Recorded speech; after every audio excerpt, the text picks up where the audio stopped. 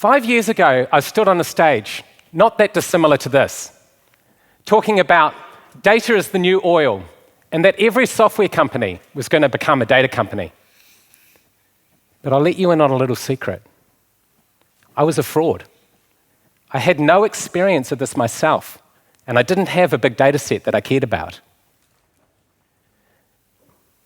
At the same time, I was dissatisfied with my current state of health. I was slightly overweight, I wasn't very active, and I developed a condition of vertigo that meant I felt like I was kind of drunk most of the time. And this has gone on for weeks, for months. I knew something had to change. Roll back the clock to 2009. After the sudden death of my father, I vowed that I wasn't going to follow in his footsteps. I wasn't going to let bad choices and ill health lead me to an early grave. I started running, I started eating better, but the change didn't stick, and things went back to the way that they were before. How many people have made a New Year's resolution, vowed to change something in their lives, only to have life get in the way and it go back to how it was before you made that goal? Well, change itself is a really simple concept. Something stops, change occurs, and then something begins. The real challenge is, how do you make change stick? Being the engineer that I am, I started researching the formula for change. It talks about dissatisfaction with the current state, times by the vision that you want to achieve, times by the first steps required to get you there. As long as these three things are greater than the resistance that you put on yourself, change will occur. So I thought about my dissatisfaction, my ill health, my condition of vertigo. And I set myself an impossible goal that I was going to walk or run 4,000 kilometers in 2014. I took my first steps. I got myself a treadmill. I started running 1 kilometer, then 2, then 5. And then I started running outside. Now, I could tell you that I went on to achieve my goal. But if I did that, that would be the end of the story. And I wouldn't unearth the grand idea that I discovered along the way. What I discovered about myself is that I like to justify my obsessions. I like to define them as flow. This gives me permission to shut out the outside world, to exist in the moment, and to focus on one thing.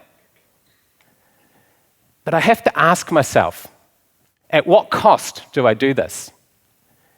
Am I attached to the outcome, or am I committed? If things change along the way, can I adjust? Can I flex? Can I change the goalposts? So I was tested in this back in March 2014. I first came up against my piece of resistance in my pursuit for my goal. And I developed a condition that many people here in this room may be able to relate to. I became allergic to exercise.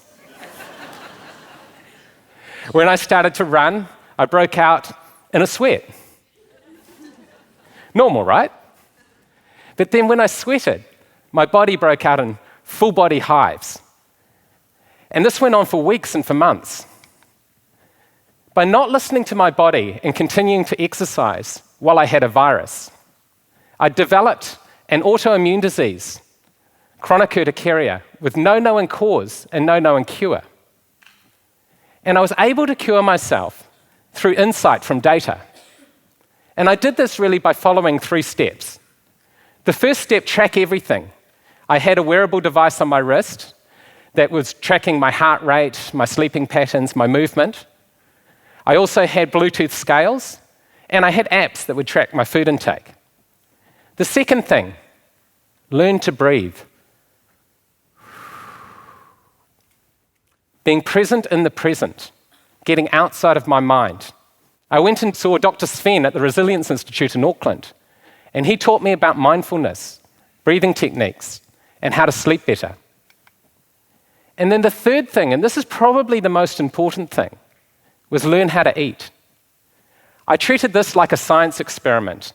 I reset my diet to raw vegan food, and then I reintroduced things one by one and observed the effect that they had on my body. And through this process, I found out that I was really sensitive towards caffeine, and it gave me a high elevated heart rate over a prolonged period of time that I had no idea about. Now, what I did, I know isn't something that everybody would be able to follow. There was a lot of manual process. There was a lot of spending time in spreadsheets. And at times, I felt like I was drowning in a sea of data, struggling to find the insight that I needed. In fact, when I think about the future, I think there's an infinite amount of technology, of devices and data. And it's really taking over. And what's finite is our time and our attention. And I thank you for giving me the gift of your attention today. So what I did next is I took all the learnings I gathered over those few years and I built a software solution. And this solution automated the process of collecting the data, so it just happened without me needing to do anything. It then collected the data, and then it provided me insight at the time and place where I needed it. I could ask questions of my data, and I could get back answers in a language that I understood. How many beers did I drink during the week in the last 3 months? On Monday to Thursday in the last 3 months you drank a total of 47 beers. 11 in September, 28 in October and 8 in November. This is a little less than 1 beer per day. I noticed that you drank 12 beers on Thursday, October the 19th, which is outside of your normal behavior. You also gained 2 kilograms in October, which you lost again in November. Now,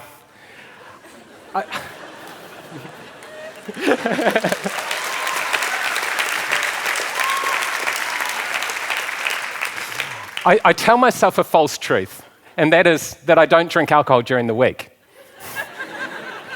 But by asking the question of the data, I was able to get an honest reply. And in my defense, that Thursday in October, I was on holiday with my family, and we were doing a tasting tour of some craft breweries. But it's one thing looking back. It's another thing altogether to be prompted at the right place and the right time to make different choices. When did you last predict that I was stressed? I last warned you that you were getting stressed in the afternoon of Sunday, October 22nd, 2017. Now, that Sunday afternoon was just after I'd flown back from Australia, and the bot reached out to me proactively and let me know that I was getting stressed. And in that moment, I became aware of a pattern.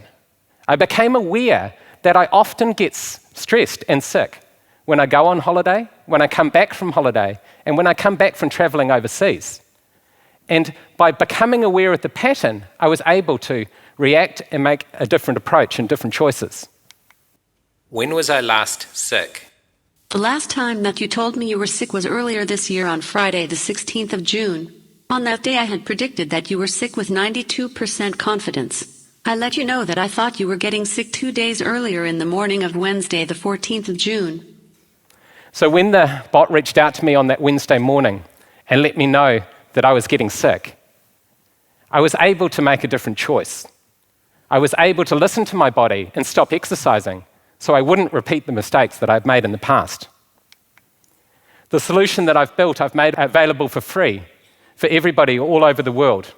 And I've had people adopting the solution and using it and providing feedback and giving me feedback on how it works in their own lives. Now, there's a lot of talk about the concept of artificial intelligence. And there's also a lot of fear out there that machines are going to automate processes and take away jobs that currently we have people doing today. I instead like to think about a future of symbiotic intelligence, where machines augment human experience and ultimately make us better humans. The software that I've built is invisible. It's magical. It speaks a language that I do. It gives me a nudge at the right place and the right time so that I can change my behaviours, so that I can make different choices, and ultimately helps me make change stick. Kia ora tātou. Thank you very much.